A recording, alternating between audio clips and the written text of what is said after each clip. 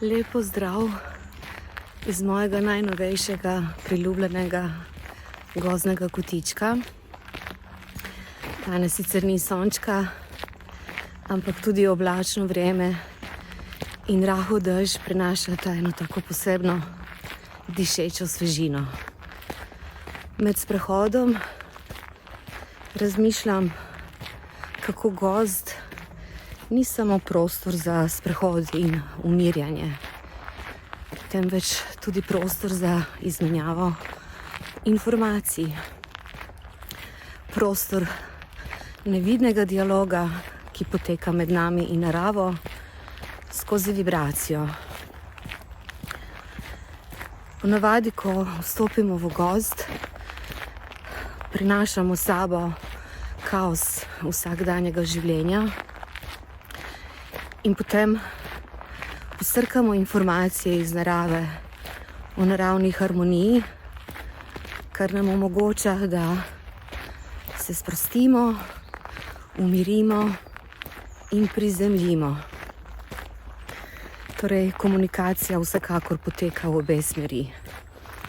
In vse to, kar pustimo v naravi, gozd posrka vase in potem transformira to energijo v kisik.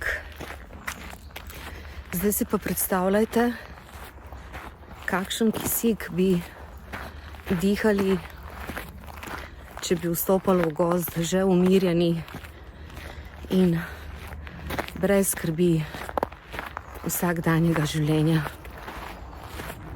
Kakšen dialog bi šele potem imeli in kakšen dih bi bil med nami in drevesi.